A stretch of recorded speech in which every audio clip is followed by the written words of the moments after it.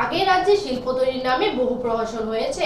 এর মধ্যে একটি শিল্প রাজ্যে তৈরি হয়েছে, যার নাম কথা শিল্প। আগের সরকারের তাত্ত্বিক নেতারা এই কথা শিল্পে সিদ্ধহস্ত ছিলেন। বর্তমান সরকার যা বলে তা করে দেখায়। বুধবার সমাজ কল্যাণ ও সমাজ শিক্ষা দপ্তর এবং শ্রম দপ্তরের উদ্যোগে রবীন্দ্র ভবনে আয়োজিত রাজ্যভিত্তিক লাভার্থী সম্মেলন বক্তব্য রাখতে গিয়ে একথা বলেন মুখ্যমন্ত্রী ডক্টর মানিক সাহা। কেন্দ্র ও রাজ্য সরকারের বিভিন্ন জনকল্যাণমুখী প্রকল্পের সুবিধা রাজ্যের মানুষের কাছে দলমত নির্বিশেষে পৌঁছে যাচ্ছে। কেন্দ্রীয় সরকারের 13টি প্রকল্প নিয়ে যে ফ্ল্যাগশিপ কর্মসূচি রয়েছে তার সাফল্য রাজ্যের 100% কাছাকাছি পৌঁছে গেছে। বাকি প্রকল্পগুলি অগ্রগতির জন্য প্রতি ঘরে সুশাসন কর্মসূচি হাতে নেওয়া হয়েছে। বুধবার সমাজ কল্যাণ ও সমাজ শিক্ষা দপ্তর এবং শ্রম দপ্তরের উদ্যোগে রবীন্দ্র ভবনে আয়োজিত রাজ্যভিত্তিক লাভার্থী সম্মেলনে বক্তব্য রাখতে গিয়ে একথা বলেন মুখ্যমন্ত্রী ডক্টর মানিক সাহা। তিনি বলেন, আগে রাজ্যে শিল্প তৈরির নামে বহু প্রহসন হয়েছে।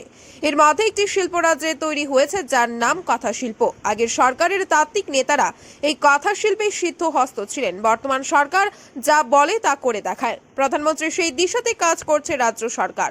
সমাজের অন্তিম ব্যক্তির উন্নয়ন না হলে সমাজের সামগ্রিক উন্নয়ন সম্ভব নয়। তাই মানুষের কাছে স্বচ্ছতা বজায় রাখতে চাই সরকার। টেটের মাধ্যমে 3000 চাকরি প্রদান করা হয়েছে। বিভিন্ন দপ্তরে প্রতিনিয়ত চাকরি প্রদান করা হচ্ছে। সরকারি কর্মচারীদের 5% দিয়ে প্রদান করা হয়েছে। এই সরকারের উপর মানুষকে ভরসা রাখতে হবে। এই সরকার মর্মস্পর্শী। লাইনে হাঁটিয়ে চাকরির প্রদানের সরকার নয়। যারা 10,323 জনের চাকরি দিয়েছে এবং যারা সেই চাকরি খেয়েছেন, এখন তাদের মধ্যে বন্ধুত্বপূর্ণ সম্পর্ক লক্ষ্য করা যাচ্ছে। বর্তমান সরকারের সময় স্বচ্ছতা বজায় রেখে আইন মোতাবেক চাকরি প্রদান করছে বলে জানান মুখ্যমন্ত্রী।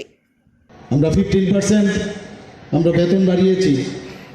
আমাদের যারা অঙ্গনবাড়ির হেল্পাররা আছেন, অঙ্গনবাড়ির কর্মীরা আছেন, সবার জন্য তো সব জায়গায় আমাদের চেষ্টা করছি মানুষকে আমরা যাতে তাদের কোনো রকম অসুবিধা না হয় সেই চেষ্টা আমরা চালাচ্ছি। আগামী দিনে আরও অনেক কিছু করব এবং আমাদের উপরে এই সরকারের উপর আপনাদের ভরসা রাখতে হবে। এই সরকার মানুষের সরকার, মর্মস্পর্শী। এটা অন্যান্য সরকারের মতো না যে লাইনে হাঁটিয়ে 14 বছর 15 বছর হাঁটালো, তারপর চাকরি দিল, সেই চাকরিও চলে গেল। 10,323 আপনারা সবাই জানেন কি অবস্থা ওনাদের। আমরা চাকরি দেইনি, আবার আমরা চাকরি দিইনি, খাইও।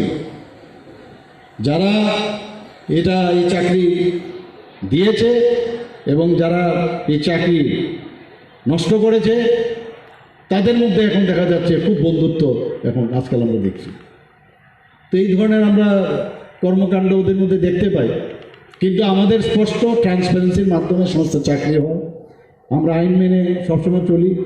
তারপরেও আমরা যে ভিশন ডকুমেন্টসে যে কথাগুলো বলেছি, আমরা বলছি যে আমরা চেষ্টা করব যেখানে যার সমস্যা সে সমস্যার সমাধানে আমরা গতি হব। তো আজকের এই যারা এখানে বেনিফিশিয়ারি আছেন, অনেক কিছু শুনলাম। আর একটা প্রোগ্রামে আমার যেতে হবে এবং আমি সবাইকে একটাই অনুরোধ রাখবো, প্রধানমন্ত্রী নরেন্দ্র মোদীজির উপর আপনারা ভরসা রাখুন, দেশকে শক্তিশালী করুন, রাষ্ট্রবাদী চিন্তাধারায় আপনারা চলুন। আর সমাজ পরিবর্তনের মাধ্যমেই আমরা সরকার চালাতে চাই। এই ভরসাটুকু রেখে আমি আমার অনুষ্ঠানে এছাড়াও উপস্থিত ছিলেন উপমুখ্যমন্ত্রী জ্যেষ্ঠ দেববর্মা, মন্ত্রী শান্তনা চাকমা, মন্ত্রী ভগবান চন্দ্র দাস, মুখ্য সচিব জে.কে. সিনহা সহ অন্যান্যরা। রবীন্দ্র ভবন প্রাঙ্গণে রাজ্যভিত্তিক লাভার্থী সম্মেলনকে কেন্দ্র করে বিভিন্ন দপ্তরের স্টল খোলা হয়। সেই সমস্ত স্টল পরিদর্শন করেন মুখ্যমন্ত্রী। পাশাপাশি উদ্যোক্তাদের প্রশংসা করেন তিনি।